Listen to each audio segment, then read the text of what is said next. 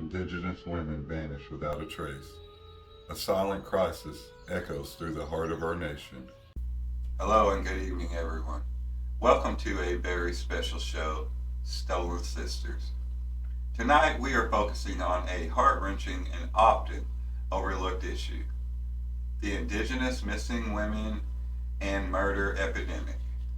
That's right, Mike.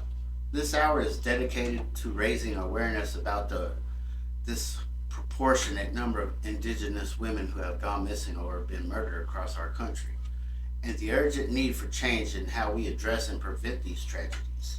So, as we dive into this topic, we would like to acknowledge the pain, the resilience of the families and communities affected by these disappearances. Their stories are not just statistics, they are a stark reminder of the injustices that have plagued our society for far too long. Indigenous women are not only our sisters, daughters, and friends, they are the backbone of their communities. Their stories deserve to be told, and their lives deserve to be honored. Tonight, we're here to amplify their voices and advocate for a brighter future. So, let's begin with the story of Rosinda Strong, 32 years old, who was last seen leaving the Legends Casino in Toppenish, Washington. Her remains were later found in a freezer in the Toppenish area. So sad, guys. Her disappearance is one of the many unsolved cases that highlight the need for greater resources and attention to be dedicated to finding justice for missing and murdered Indigenous women. The lack of media coverage and law enforcement responses is a stark reality for so many families like Rosinda's. It's estimated that Indigenous women are murdered at more than 10 times the national average, and their cases are often met with indifference. So this epidemic isn't just a numbers game though, Juju. Each case is a human tragedy with real people and real stories behind them. So next we're going to discuss the case of Cassandra Boskowski, an Alaskan native who was raised in Ozinki and Old Harbor, two communities near Kodak. She was another precious life taken way too early. It's important for us to remember that these are not just names on a list.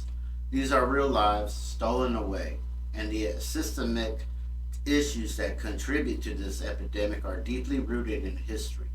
We need to acknowledge the historical traumas that have led us to this crisis and commit to healing and reconciliation. That is right, Juju. The intersection of colonism, racism, and misogyny has definitely created a society where Indigenous women are often targeted and forgotten.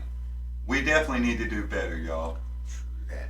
Now, we're going to explore the ways we can all contribute to bringing awareness and change. One of the most critical steps is education. Learning about the history of Indigenous peoples in our country and understanding the ongoing struggles they face is a powerful tool in combating ignorance and fostering empathy. Hey, and it's not just about awareness, it's about action, y'all.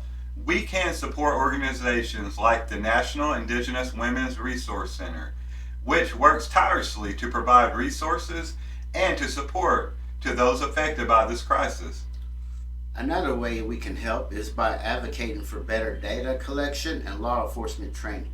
Definitely. Many of these cases fall through the cracks due to jurisdictional issues and a lack of resources.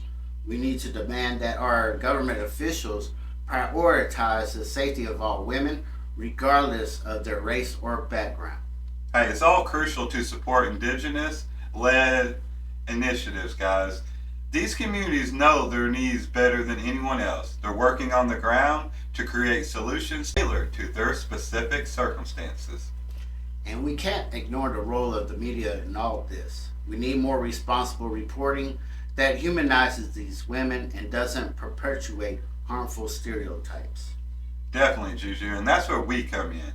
As storytellers, we have a responsibility to shine a light on these issues and demand justice for the stolen sisters. So now we're going to take a moment of silence to honor the lives of all of these Indigenous women who have been taken from their families and their communities. 。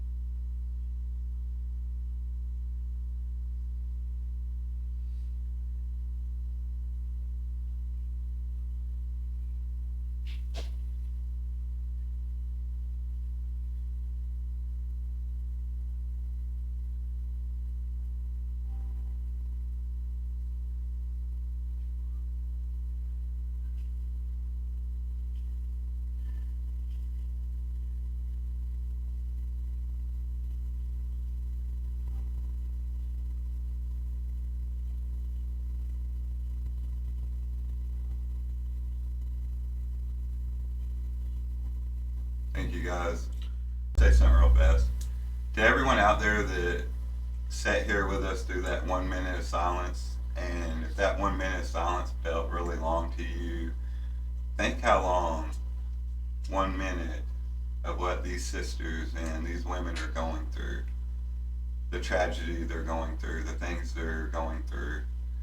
So I really appreciate y'all taking 1 minute out of y'all's lives to have that silence for us. Thank you for joining us tonight. We're not going to end this show without hope.